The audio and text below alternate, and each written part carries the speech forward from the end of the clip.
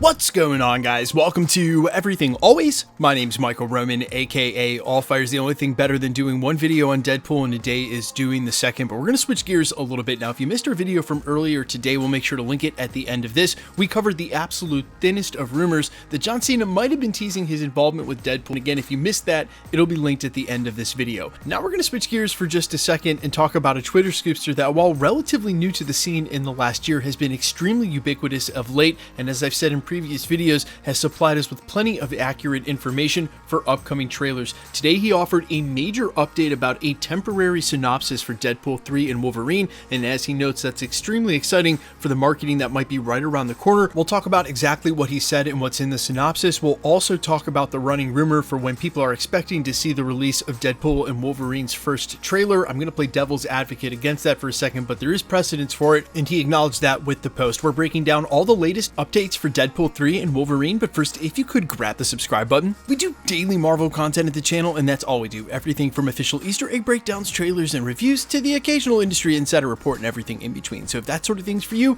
hit the subscribe button, leave a comment down below. That will automatically enter you to win our ongoing PS5 giveaway. The next one is right around the corner in just a couple of weeks to coincide with What If's finale, and we've got another one a couple of weeks after that for Echo. Again, all you got to do to be entered to win or for any of the future giveaways here at the channel, be a sub, leave a comment if you want, stick around to the end of the video. We get into all the giveaway stuff again there. Okay, so as I remind you guys periodically here at the channel, remember to take everything that doesn't come officially from Marvel Studios with a grain of salt. Today we're actually covering the Twitter scoopster Cryptic HD Quality. You can follow him over on Twitter at Cryptic4KQual. And as I mentioned in the prologue, while he's relatively new to the scene, over the last year has accurately predicted trailer drops to the day, and in some cases was able to upload screenshots and even TV spots and promos days before Marvel did so themselves. So we're going to give him a little more reverence than, say, your anonymous rumor on 4chan. Now, he indicated this evening that this is the temporary short synopsis or the placeholder for Deadpool 3. Quote, "Our lovable and annoying chatterbox Deadpool is joined by Wolverine as both characters step into the MCU for the first time."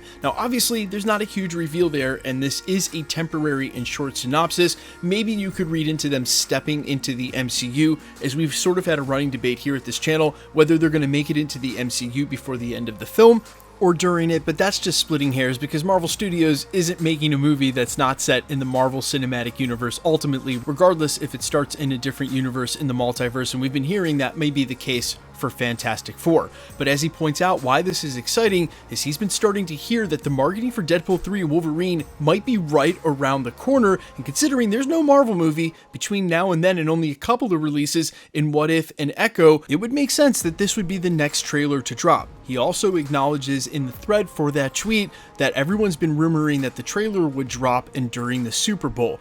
Now, the speculation on this has been light, but it's already been out there, and really because Marvel and Disney have a precedence of doing this, not only releasing trailers during sports games like the National Championship and because they own ESPN, but also releasing trailers during the Super Bowl. They did so for their Disney Plus collection all the way back in 2021. You can imagine with Deadpool being the only movie that they're putting out this year, they want to expand the marketing as much as possible. And the timetable would be exactly right. So not only the precedence of Marvel releasing trailers during the Super Bowl, but that would be 5 months before they're releasing it in July, or a little over 5 months, which would be an appropriate amount of time for a first trailer. But the devil's advocacy I mentioned during the prologue, what I at least wanted to point out was two things. Number one, Marvel has gotten in this habit of releasing trailers, or at least the first look at a project, later and later and later, and I just don't want to get my hopes up that we're getting the first trailer for this in less than 60 days. Literally, I think the Super Bowl's on either the 11th or the 14th, less than 60 days away from where we are right now,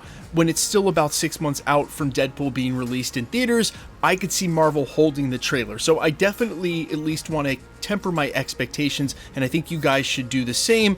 However, when you take a step back and you do look at it, this is the only Marvel movie they've got going, and the best place to get millions of eyeballs on it is dump a bunch of cash and release a trailer during the Super Bowl. And then you've got plenty of time to follow it up with more promotion after that. So fingers crossed, the marketing for Deadpool and Wolverine is about to kick up. And like I said, we just saw the first article from Total Film Hit. I was surprised by that. There should only be a ramping of that going in past Echo when there's no other Marvel projects to be released, or at least not yet. And while Marvel has been holding the trailers later and later for projects, this is the only Marvel movie they've got. And since it's the only one next year, you can imagine that they're going to pour a ton of money into the budget. What better place to put it than the Super Bowl? So fingers crossed we have an update on that officially and what we should expect for the first trailer. And I gotta be honest, as I've had more time to think about this and just sort of my overall reaction to Marvel trailers as of late, I think they were extremely desperate with the Marvels to try to get butts in seats, especially in those last 2 weeks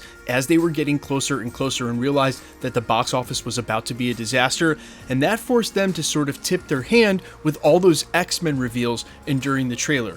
For once and with this movie, and especially because we've had so much behind the scenes footage and confirmation of these cameos, I hope they play it extremely close to the vest. You really don't need any more selling points than Hugh Jackman has come back as Wolverine, we're getting X-Men, and Deadpool's coming into the MCU. So the less they reveal, in my opinion, the better. Literally just keep it to what we've already seen the behind the scenes for and what we think is the Void and them fighting. Keep it high and tight. Don't reveal too many of the cameos, and if you can, sort of hide the plot line, because I think there's a really good chance that a lot of the anonymous quote-unquote 4chan plot leaks that we've already covered here at the channel have been way off base, and while we have confirmed a lot of the cameos, none of the stories that have seemed to emerge online as the proper plot leaks have really had anything to do with Emma Corrin, who we now know is the main villain.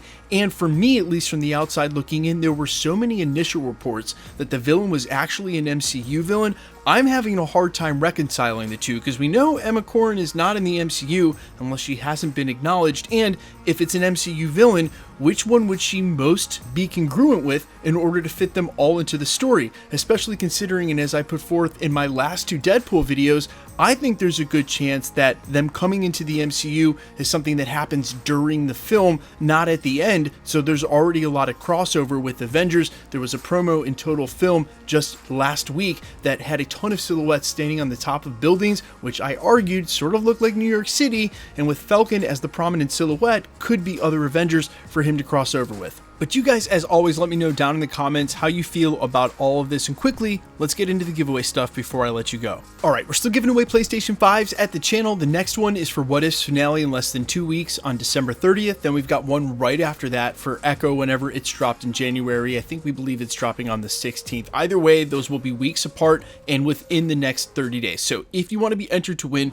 super simple. All you got to do, hit the subscribe button, then leave a comment down below, and because it's truly random, the more videos you comment on, the better chance you have of winning. Please remember, all winners will be announced at the end of videos, the same way we're doing here with the comment shown on screen and my voice live. So please be safe and vigilant on any platform, and only look for winner announcements when there are ones at the end of videos, again live with my voice. The best way to keep up with the content has always been to hit the notification bell with all notifications turned on, and as always, if you liked today's video, I'd appreciate it if you'd hit the like button. My name's Michael Roman. You can find me in a couple of places, Instagram and Twitter at IamFires. You can also find me on Spotify, YouTube, Amazon, Apple, iTunes, wherever you listen to original music under the name AllFires. And while I'd sincerely appreciate you checking my music out, thanks for checking this channel out. Stick around. We'll be posting again real soon.